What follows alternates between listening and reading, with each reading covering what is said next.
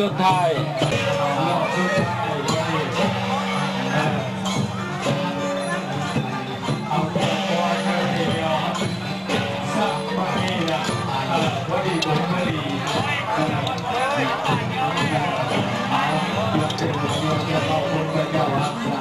หลีกทางก็ทุกบาทแล้วทุกบาทอยู่ในใจบาทสวรรค์ในบาทนี้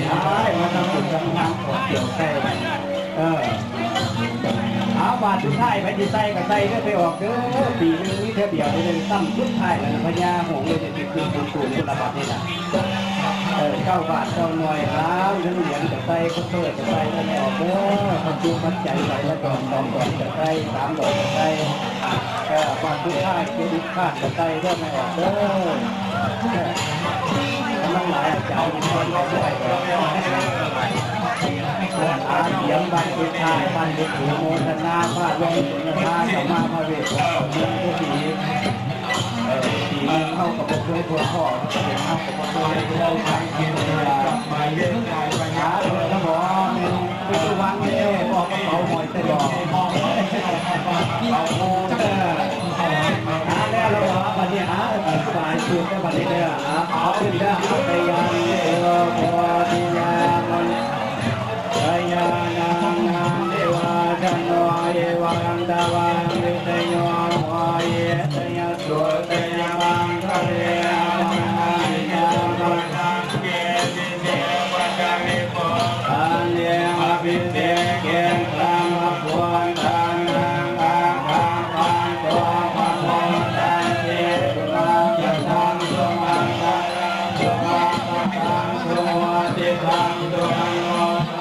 ตัวชาตุตังความมาจังเรียตุปัตตายินากายกรรมังวาจากรรมังปัตตายินาปัตตายินามโนกรรมังปณิทิเตปัตตายินาปัตตายินานิกาตวันตะวันตาเทปันตะเทดาตาสุขสุขตาสุขสุขญาติโยมขอบอกมุขขอบใจขอสุขสันต์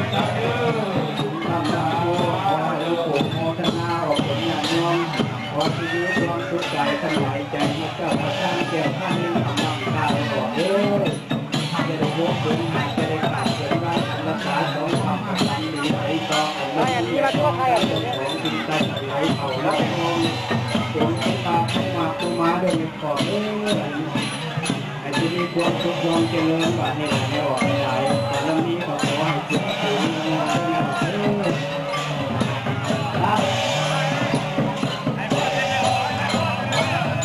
พวกเราไปใต้มาอยู่นี่อาจารย์ยุ่งเลยผู้ฟัดใต้ก็เห็นเป็นใครออกเราออกตัวว่าแล้วไม่ออกเลยนี่แหละท่านว่าเห็นกลุ่มจะมีแต่เทวดา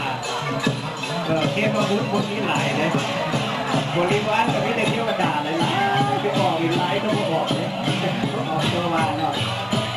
ขอขอบคุณขอบใจออกถึงญาติโยมอาตมาก็ขอปีหน้าต่อไปจะปลูกเขาให้ละเขานาให้สมหักแผ่นดินฟ้าให้ความอุดมจะขอพี่ลมให้สมพักดีอายจะขอจับจิตแห่งนั้นที่เคยได้อยู่จับกองหาดำสู่ฟ้าดินจงโหยเป็นสักขีถึงอยู่ไกลกันหัวใจอ้ายนั้นบ่ได้ในนี้อีกปีหน้าจะมาอีกทีสู่ขอคนดีสาวเมืองดีมอย